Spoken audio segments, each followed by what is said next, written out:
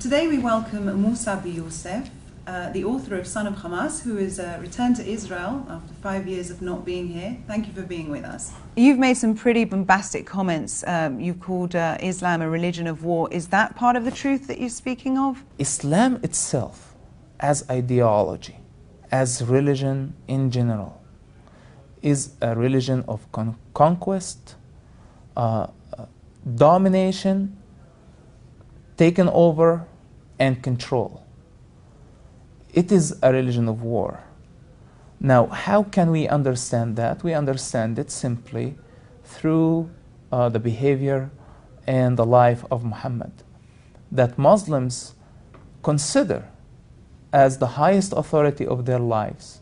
The Islamic ideology that I witnessed for, and this is not the radical Islamic ideology, because I was in many arguments with many Muslim denominations, and we know that there are common things that all of them agree on. Jihad is one of them.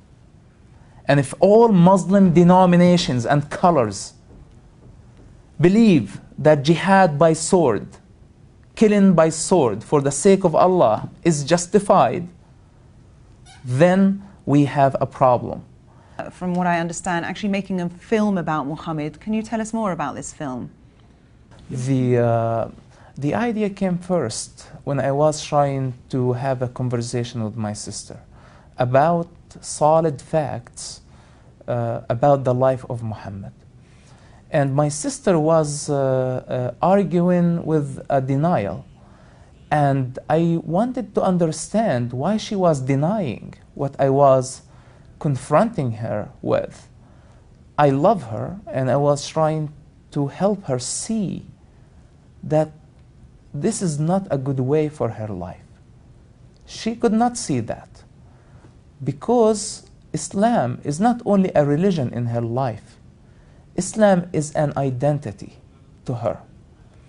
Now, living in this modern world and being convicted with teachings of the 7th century caused lots of problems in one person's life. And I lived that conflict. And I finally came over that conflict, and I want to help my sister and the new generation to find the way out. People who get the perfect picture of Muhammad, those are the people who are considered most dangerous terrorists, because they know that they have to follow the steps of their prophet of what exactly he did. This is the best encounter idea ever for all extremism, terrorism that came out of from this region. I am coming from that background, and I graduated from an Islamic Sharia law. I am familiar with the language of the Quran that most Muslims don't. Coming from a household that started somehow the Islamic Sunni revolution in the entire Middle East area. What we're seeing right now in Egypt, the Muslim Brotherhood, this is, my father was from the early leaders of this movement that's happening right now. So Islam has been my project, and I've done lots of sacrifice for that project.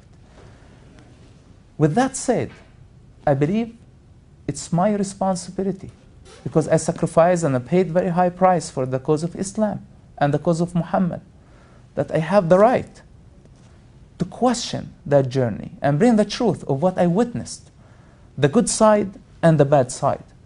We're not trying to offend Muslims. We're trying to bring the truth. If this is the real nature, why do you still identify with it?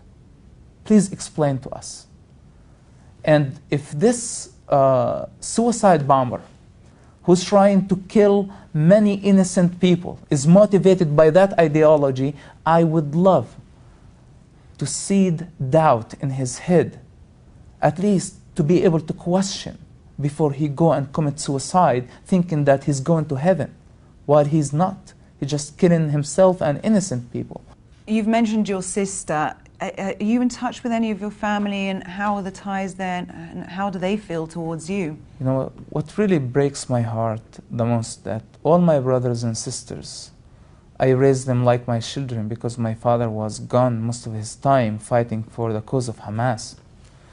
And as a young boy, I took responsibility for them. And it really breaks my heart that I cannot talk to them. They're like my children somehow. Actually, two of them at least used to call me Baba. They used to think that I was their father. Growing up thinking that I am the man of the house. My relationship actually to my siblings are much stronger than my father's relationship to them. And I ask myself, why can't I talk to those kids? You know, to me, they're still my little brothers. I don't care. I don't know what's on their hearts. I know the way to their minds. But they cannot talk to me because simply they can put themselves in a very awkward position with the society. If they did not disown me for real, in front of everybody, they will tell people that they are partnering of what I'm doing. Do you think that you'll have any trouble finding financiers for the Muhammad project? Because it's so controversial, obviously there is an issue with depicting Muhammad on screen. Do you think you're going to have trouble getting investors interested in the film? The only argument that Muslims will have is to put Muhammad as a picture on a camera. And what we're trying to convince Muslims with, that first of all, Muhammad never said, don't put me on a camera, because there was no camera around the days of Muhammad. So if Muhammad himself did not ask not to be put on a camera, and we are going to put him in a way that is described in the most trusted Islamic books, then where is the problem? I believe that the problem is a political problem. And the problem is that the religious authorities who control the entire Middle Eastern region wants Muslims to stay living in ignorance. This is a very challenging project. And so far we did not ask people for production finances yet, but we have development or developing money, which did not have a problem to find. We developed the screenplay, which is a big step because it required lots of research, and we had to hire an Islamic secular for a long time to investigate every thing in the screenplay because the accuracy is very important in this project. My audience is the average Muslim. The religious person knows the truth, but they lie to themselves and lie to the rest of the world. The average person, the traditional Muslim, who was born this way, the nominal Muslim, I want him to see the picture that he did not see, because I want to challenge the religious authorities with those people, with their own people. It becomes an ideological conflict that will lead to intellectual maturity in the entire region that will build an amazing future. This is a very challenging project. But please come to us, talk to us, and let's put our effort together. If somebody with finances, somebody with a vision, somebody with an idea, we already have the screenplay, let's unify our power to bring the truth as a free world. I'm not asking Christians or Jews against Muslims. I am asking and begging every free person in this world to bring a light on a region that has been living in a world of isolation, many worlds of isolation that Islam built over the years to protect itself. And today we have this powerful media, and the new generation can watch and see and make a judgment.